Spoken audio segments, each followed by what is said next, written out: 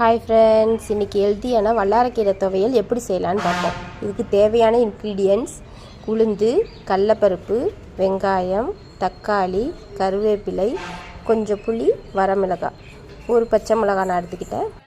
ஸ்பைஸியாக வேணும்னா உங்களுக்கு எவ்வளோ மிளகாய் தேவையோ ஆட் பண்ணிக்கோங்க. கடாயில் நல்லெண்ணெய் ஆட் பண்ணிக்கோங்க.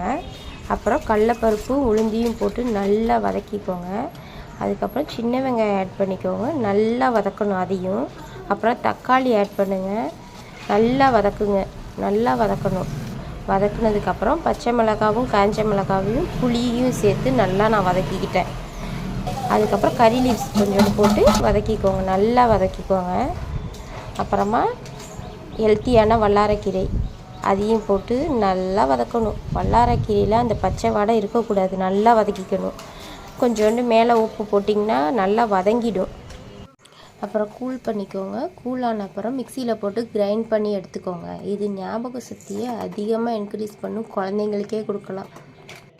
இதை சாதத்துலேயோ இல்லை இட்லி தோசையிலையோ தொட்டு சாப்பிட்டா சூப்பராக இருக்கும். நீங்களும் ட்ரை பண்ணி பாருங்கள். ஓகே, பாய்.